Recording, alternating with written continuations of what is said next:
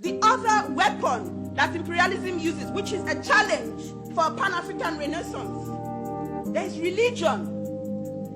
Some of us, with all our radical rhetorics, it's shocking. We are still deeply Christian, deeply Muslim, deeply this, deeply everything but African. You see, the clapping has gone down because there's a lot of intention in the room. And we can't understand as long as you continue to see and to understand God and the Creator through the lenses of another race, you will never know freedom in your life. Never. Religion is a cultural understanding of the spiritual. That's why Indians are Buddhist and these Jews are that and this and that. It's just an expression, an attempt to understand, the supernatural. So when we as Africans continue the denigration, you hear Africans say, oh, that's fetish. Like some people, when they see the cowries, oh, that's fetish. Do you know what it is? This is where the problem is here. In the head. In the head. And if we don't fix that problem in the head and in the mind, we ain't going nowhere. You see, the Chinese are coming to Africa, right? Or they're already there. They're going to bring their own God, Confucius, or whatever it is they practice. And you'll see Africans there, worshipping. There must be a cultural revolution also. If there is no cultural revolution, our political revolution will not succeed. It will be hijacked and defeated. Because while we've done half of it, here in the mind, because there's here and then there's here. That's why there's so many of us in church. If you go to Africa, my God, when some of the big churches have their congregation, 10,000 people at one service.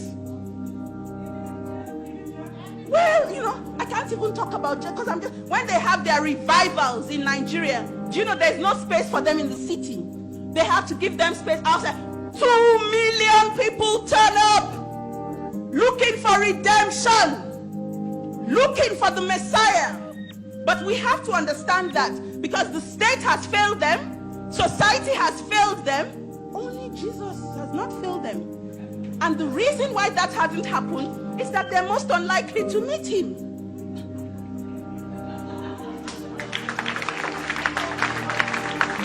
The same thing. And I don't mean to upset any of the Christians here. I come from a Christian home, a background, we're serious Catholics. My mom has got her big shrine in our house. All right? So I know what I'm talking about.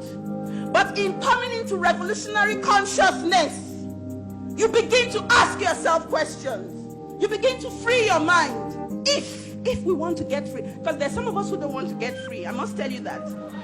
There are lots of they want to be a bit more comfortable. They want to have access to the same privileges that white people have. Not understanding that Europeans had to steal our resources and murder our people before accessing those privileges. So, for those Africans who want the same privileges, I always advise them to go and look for a brand new race of people that they can exploit. A brand new territory somewhere that they can exploit in order to have those resources. Because some of us want orange juice without oranges. We want freedom without struggle. That's what some of us want. That's why we wait for the Messiah. Because you see, the Messiah is going to bring it, you see. We'll be folding our arms like this, and the Messiah will bring it right up to us. Say, here you go, good people. You deserve it. You're deceiving yourselves. And if we're not careful, in the next 30, 40, and 50 years, our children will come again, whether we assemble in London, in Lagos, in Accra, in wherever, and have the same discussion all over again.